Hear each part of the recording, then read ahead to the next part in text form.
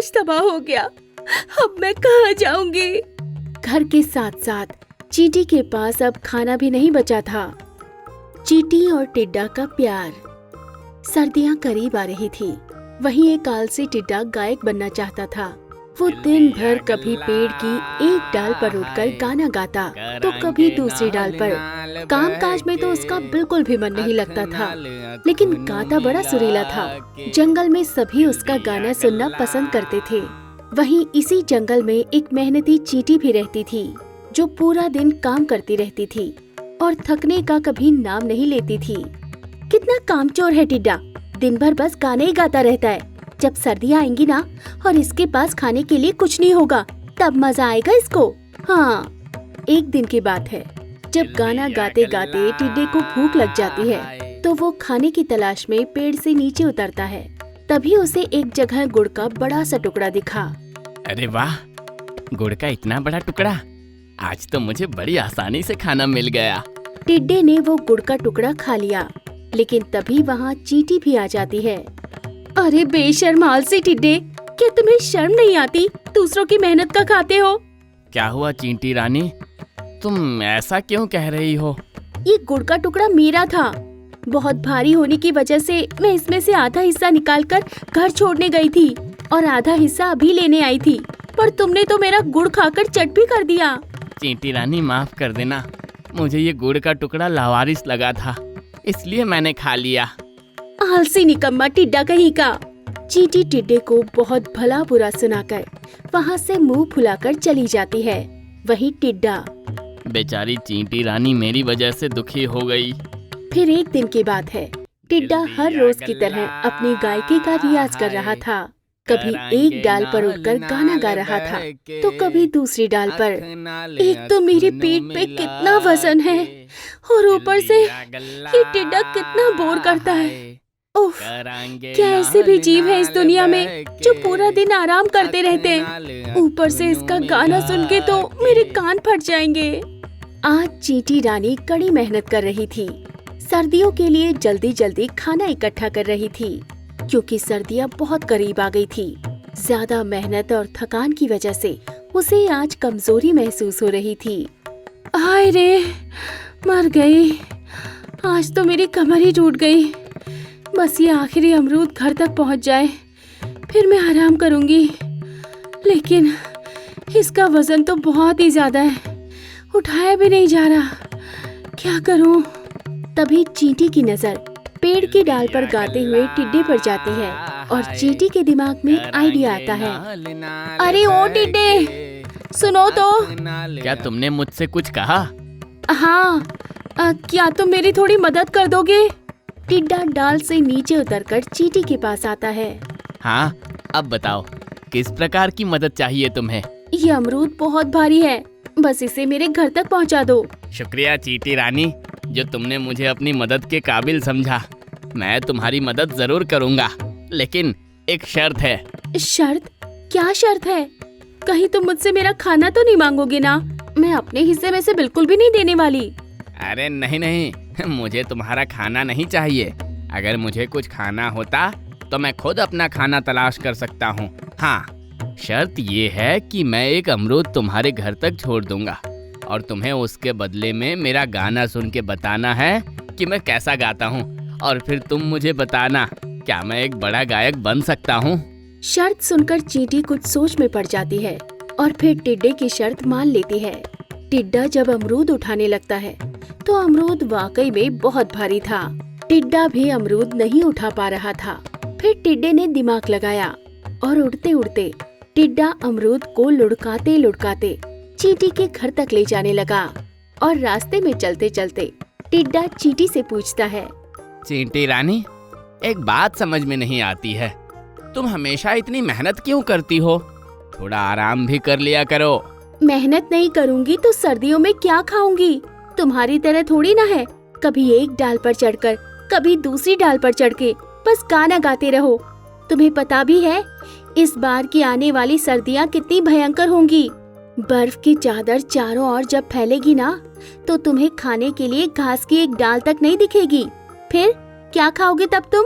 मेरा क्या चींटी रानी, जब मुझे भूख लगेगी तो मैं अपने खाने का जुगाड़ कर ही लूँगा। हाँ, ये लो, अब तुम्हारा घर भी आ गया। शर्त के मुताबिक अब तुम्हें मेरा गाना सुनना पड़ेगा। अरे कामचोर टिड्डे, तुम्हें क्या लगा था कि मैं तुम्हारा बेसुरा गाना सुनूंगी? कभी गौर से सुना है तुमने अपनी आवाज को? कितना गंदा गाते हो तुम। तुम्हारी आवाज से किसी के भी कान फट जाए। और हाँ, कोई गायक नहीं बनने वाले तुम। गाना वाना छोड़कर कुछ मेहनत का काम कर लिया करो। जब सर्दियाँ आएंगी ना, तो खाने में गाना नहीं खाओगे। बहुत सारे ताने सुनाने के बाद चींटी अपने घर का दरवाजा टिड्डे के मुंह पर बंद कर देती है। बेचारा टिड्डा वहाँ से उदास होकर अपने घर लौट आता है। क्या सच में मैं बहुत बेसुरा गाता हूँ? मुझे गाना छोड़ देना चाहिए। उस दिन चींटी ने अपने तानों से टिड्डे का पूरा हौसला तोड़ने की बहुत कोशिश की।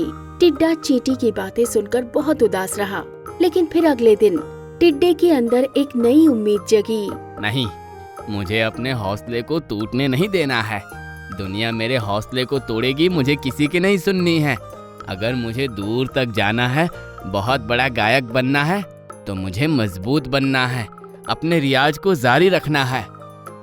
अब टिड्डा चींटी की बातों को भुलाकर आगे बढ़ा और फिर रोज गाने का रियाज करने लगा।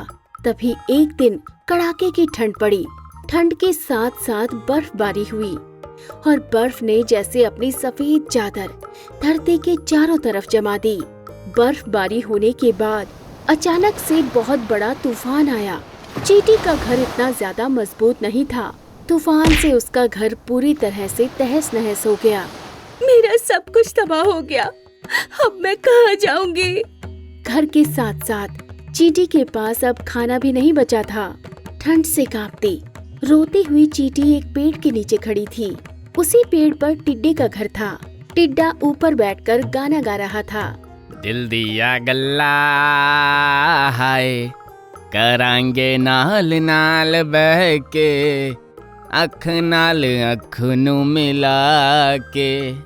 जब टिड्डे ने गाना बंद किया तो उसने देखा कि पेड़ के नीचे वही चींटी ठंड में खड़ी है। क्या हुआ है? तुम रो क्यों रही हो? तूफान के कारण मेरा सब कुछ बर्बाद हो गया। ना मेरे पास अब घर रहा और ना खाना। टिड्डा थोड़ी देर चुप रहा और फिर चींटी से बोला, चलो मेरे घर चलो। मेरा घर पेड़ की शाखा पर है। तुम धीरे धीरे ऊपर चढ़ाओ। मेरे पास खाने के लिए ज्यादा तो कुछ नहीं है, पर हाँ, कुछ अमरूद और अनाज के दाने हैं। शायद उससे तुम्हारा पेट भर जाए। आगे तुम्हारी मर्जी। चींटी उसकी बात सुनकर हैरान रह जाती है और बोलती है, टिड्डे, तुम मेरी मदद क्यों कर रहे हो? मैंने तो तुम्हारी मदद के बदले तुम्हें ताने और अपमान दिया था, तुम्हारा हौसला तोड़ा था और तुम्हारा गाना भी नहीं सुना था। फिर भी तुम मेरी मदद कर रहे हो, और क्यों? चींटी रानी, तुमने ही सिखाया था ना कि मेहनत करना बहुत जरूरी है। मैं भी इस बात को मानता हूँ कि मेहनत बहुत जरूरी है, लेकिन मेहनत के साथ कला भी जरूरी है।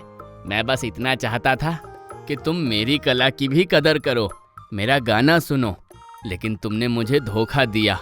मुझसे काम करवाकर मेरा गाना नहीं सुना। तुम्हारी बातों से मैं टूट चुका था, हार चुका था। मुझे माफ कर दो। फिर अगले ही दिन मेरे मन में एक नई उमंग जागी और मैंने फैसला लिया कि किसी के भी कहने पर अपने हौसले और हिम्मत को नहीं तोड़ना चाहिए। टिड्डे भैया, मैं बहुत शर्मिंदा हूँ। आज समझ में आया कि मेहनत के साथ साथ कला भी बहुत मायने रखती है। आज से मैं सबकी कला की इज्जत करूंगी और हाँ, अब मैं तुम्हारा गाना भी सुनूंगी। चींटी रानी, शायद मैं बेसुरा गाता हूँ। क्या पता तुम्हें मेरा गाना पसंद ना आए। नहीं टिड्डे भैया, तुम बहुत अच्छा गाते हो और एक दिन तुम बहुत नाम कमाओगे, बड़े गायक बनोगे। हैं? क्या तुम सच कह रही हो? मेरा सपना पूरा होगा और मैं बहुत बड़ा गायक बनूंगा? हाँ, बिल्कुल सच। फिर टिड्डा खुश होकर गाना गाने लगता है और चींटी साथ साथ में खाना खाते हुए मुस्कुराकर टिड्डे का गाना सुनती है। अख नाल अख नू मिला के।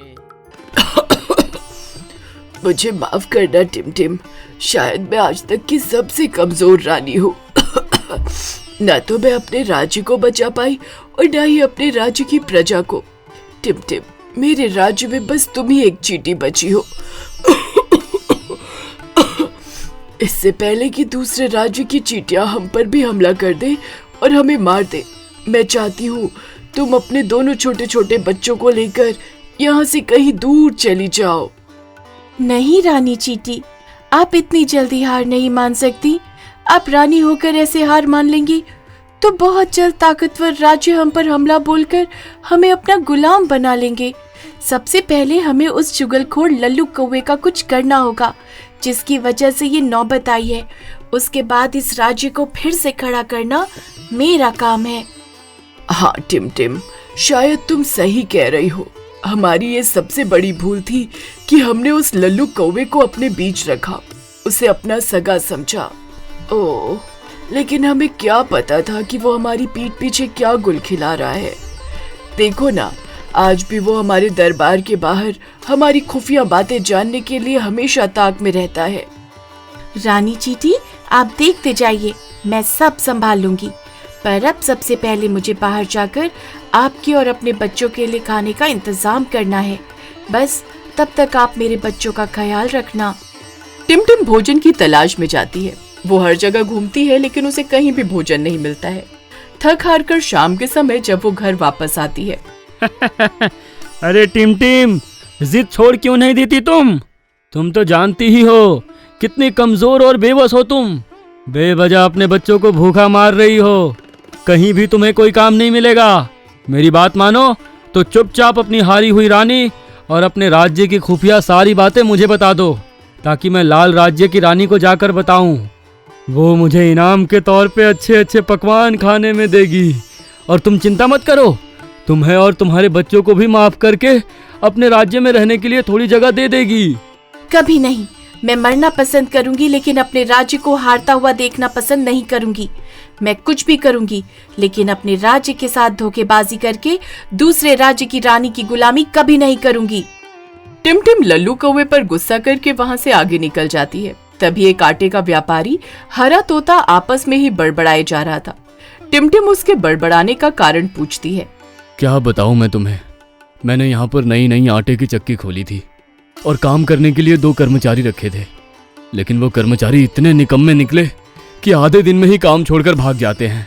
तनख्वाह लेने में कोई कमी नहीं छोड़ते, तनख्वाह तो पूरे टाइम से लेते हैं। इसीलिए परेशान हूँ मैं। क्या आप मुझे अपने आटे की चक्की पर काम देंगे? मैं बहुत मेहनती हूँ और बहुत ही लगन के साथ काम करूंगी। आपको कभी भी शिकायत का मौका नहीं दूंगी। आप मुझे तनख्वाह भी कम देना। तुम इतनी सी चींटी क्या काम करोगी? चलो फिर भी एक बार तुम्हें काम देकर देखता हूँ। टिम टिम आटे की चक्की पर बहुत ही मेहनत और लगन से काम करने लगती है। आटे का व्यापारी तोता टिम टिम के काम को देखकर बहुत खुश था। वो अपने पुराने कर्मचारियों को भी काम से निकाल देता है और बस अब टिम टिम को ही काम पर रखता है। उसने तो टिम टिम की तनख्वाह भी अच्छी रखी थी और हर रोज घर जाते समय टिम टिम को 100 ग्राम आटा भी देता था। आटा लेकर टिम टिम बहुत खुशी से घर आती और खुशी खुशी अपने बच्चों और रानी चींटी को खाना खिलाती। लेकिन ये बात दुष्ट लल्लू कौवे को बिल्कुल हजम नहीं हो रही थी। वो जाकर लाल राज्य की रानी चींटी को झूठ में ही भड़काता है और रानी के कानों में कहता है। रानी साहिबा, आपको पता है उस हारे हुए राज्य की रानी और वो टिम टिम आपके खिलाफ बाहर सबके साथ ना जाने क्या क्या अनाप शनाप बातें किए जा रही हैं। कह रही हैं कि वो एक दिन आपको अपना गुलाम बनाएंगी। क्या? लालू कौवे, तुम सही कह रहे हो। अगर ऐसा है, उस टिम टिम और उसकी हारी हुई रानी ने ऐसा कहा है तो ये बहुत निंदनीय है। वो मामूली सी चींटियां एक रानी की निंदा नहीं कर सकती। आज मेरे गुस्से की कोई भी सीमा नहीं बची है। सिपाहियों, आज रात मैं जंगल के दौरे पर जा रही हूँ। कल सुबह जब मैं वापस आऊं तो सुबह मुझे वो टिम टिम और उसकी हारी हुई रानी यहाँ मेरे सामने बंदी चाहिए। रानी चींटी की ये घोषणा सुनकर लल्लू कौवा बहुत खुश हो जाता है। अब देखना टिम टिम, तुम्हारी अकड़ कैसे टूटती है। मैंने रानी को तुम्हारे खिलाफ इस कदर भड़का दिया कि अब वो तुम्हें गुलाम बनाकर ही छोड़ेगी। लाल राज्य की रानी चींटी आज रात को अकेले जंगल के दौरे पर जाने वाली थी। रानी चींटी, आज रात में थोड़ा ओवर टाइम करूंगी जिससे कि मुझे आटे का व्यापारी ज्यादा धन और थोड़ा ज्यादा आटा दे देगा। लौटने में समय लग सकता है। आप घबराना नहीं, बस अपना और मेरे बच्चों का ख्याल रखना। मैं बहुत जल्द लौट आऊंगी। टिमटिम से आटे की चक्की का मालिक बहुत प्रसन्न था, क्योंकि टिमटिम बहुत लगन और मेहनत के साथ काम कर रही थी। टिमटिम, तुम बहुत ही बहादुर चींटी हो, बहुत लगन और मेहनत से काम करती हो।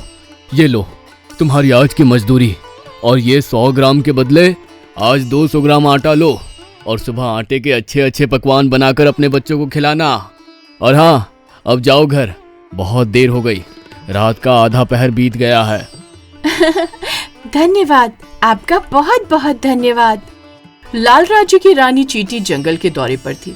जंगल के बीचों बीच एक नदी बहती थी, जिस नदी को पार करके रानी को अपने राज्य में वापस पहुंचना था।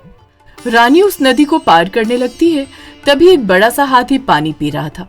हाथी को पानी में चींटी दिख जाती है, तो हाथी चींटी पर गुस्सा होकर आग बबूला हो जाता है। पिद्दी सी चींटी, तुम्हारी इतनी मजाल कि तुम मेरे रास्ते का कांटा बनो।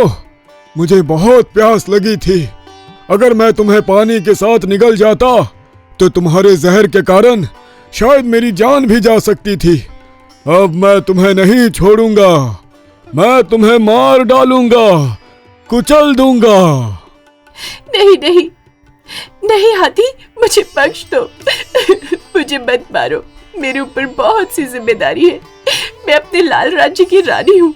मैं रात भर जंगल के दौरे पर थी और अभी मैं घर वापस जा ही रही थी, लेकिन बीच में नदी पड़ती है। इसके अलावा कोई दूसरा रास्ता नहीं है जिससे कि मैं अपने घर वापस जा पाती, वरना मैं इस नदी के रास्ते कभी नहीं आती। मेरी जान बख्श दो, मुझे ना मारो। अगर तुमने मुझे मार दिया तो मेरे राज्य की बाकी चींटियां बेसहारा हो जाएगी और मेरा राज्य दुश्मनों की नजर में आ जाएगा। दुश्मन उस पर आक्रमण कर देंगे और उसे बर्बाद कर देंगे। वो सब मैं नहीं जानता, मैं बस इतना जानता हूँ कि तुम्हारी वजह से मेरी जान जाने वाली थी। हाथी लाल राज्य की रानी चींटी को अपनी सूंड में पकड़ लेता है और उसे कुचलकर मारने ही वाला होता है कि तभी वहाँ से टिमटिम अपने घर वापस जा रही थी। रुको हाथी, अगर तुम बलशाली हो तो इसका मतलब ये बिल्कुल भी नहीं है कि तुम अपने बल का गलत प्रयोग करो, किसी की भी जान लो। अच्छा, तो एक और पिद्दी भर चींटी मुझे रोकेगी? अब पहले तो मैं तुम्हारा ही काम तमाम करता हूँ, बाद में इस दूसरी चींटी को मारूंगा। और अब तुम भी देखो हाथी, एक छोटी सी चींटी तुम्हें कैसे मजा चखाती है।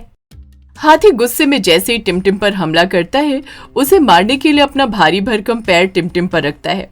तभी टिमटिम चालाकी से वहां से खिसक कर हाथी की सूंड के अंदर घुस जाती है। हाथी का इतना बड़ा आकार होने पर भी वो कुछ नहीं कर पाता। टिमटिम लगातार हाथी की सूंड के अंदर उसे गुदगुदी करती है। हाथी गुदगुदी से बचने के लिए इधर उधर भागता है, लेकिन टिमटिम ने तो हाथी की सूंड में हाहाकार मचा रखा था। थक हार कर हाथी टिमटिम से माफी मांग लेता है और उससे कहता है कि अरे छोड़ो छोड़ो, मुझे माफ कर दो। अरे मुझे बहुत गुदगुदी हो रही है। मैं तुमसे वादा करता हूँ, मैं तुम दोनों की जान नहीं लूंगा, तुम दोनों को जाने दूंगा, वादा करता हूँ मैं। छोड़ दो मुझे। ठीक है, मैं तुम्हारी सूंड से बाहर आने के लिए तैयार हूँ, लेकिन तुम अपना वादा नहीं भूलोगे। हाँ, मैं वादा करता हूँ, मैं किसी की जान नहीं लूंगा और चुपचाप यहाँ से चला जाऊंगा। इस तरह से टिमटिम हाथी की सूंड से बाहर आ जाती है और वादे के मुताबिक हाथी वहां से चला जाता है। लाल राज्य की रानी चींटी टिमटिम की बहादुरी देखकर बहुत खुश हो जाती है। कितने अच्छे से मजा चखाया तुमने उस हाथी को, कितनी बहादुर हो तुम, और अपनी बहादुरी से आज तुमने मेरी जान बचाई। अगर आज तुम न होती तो हाथी मुझे अपने पैरों तले कुचल देता। तुम तो इतनी अच्छी हो, तुमने मेरी जान बचाई, और मैंने तो अपने सिपाहियों को तुम्हें, तुम्हारे बच्चों को और तुम्हारी रानी को बंदी बनाने का हुक्म दिया है। आप तो रानी हैं, आप कुछ भी कर सकती हैं, मुझे बंदी भी बना सकती हैं, लेकिन लाल राज्य की रानी, अगर आप चाहेंगी कि मैं खुद आपके आगे झुक जाऊं, आपकी गुलाम बन जाऊं, तो वो कभी नहीं हो सकेगा। अगर आप जोर जबरदस्ती से अपने सिपाहियों को भेजकर मुझे, मेरे बच्चों और रानी को बंदी बनाना चाहती हैं तो बना लीजिए, लेकिन अगर तुम इतनी अच्छी हो तो लालू कौवे के साथ हमारे राज्य और मेरे खिलाफ बोलने का साहस कैसे किया तुमने, और तुम्हारी हारी हुई रानी ने? लेकिन मैंने और हमारी रानी ने तो कभी ऐसी कोई बातें लालू कौवे के साथ नहीं कही। आगे टिमटिम बताती है कि लालू कौवा बहुत झूठा है। वो लाल राज्य की रानी को उनके खिलाफ झूठ और गलत बोलकर भड़का रहा है और आज तक दोनों राज्यों के बीच जितने भी युद्ध हुए उसका भी कारण लल्लू कौवा ही है। दोनों राज्यों के बीच उसी ने आग लगाई, जिस वजह से लाल राज्य की रानी चींटी ने टिमटिम के राज्य पर आक्रमण करके उसके राज्य को नष्ट करवा दिया। ये सब सुनने के बाद लाल राजा की रानी चींटी को लालू कौवे पर बहुत गुस्सा आता है। लाल राज्य की रानी चींटी लालू कौवे को सभा में बुलाती है और लालू कौवे को झूठ बोलने पर उसके साथ मित्रता तोड़ देती है। साथ ही लाल राज्य की रानी चींटी टिमटिम, उसके बच्चों को और रानी को पूरे आदर और सम्मान के साथ अपने राज्य में बुलाती है। फिर टिमटिम और उसकी रानी की मदद करके दोबारा से उनके राज्य को खड़ा करती है और आपस में गहरी मित्रता और साथ निभाने का वचन देती है।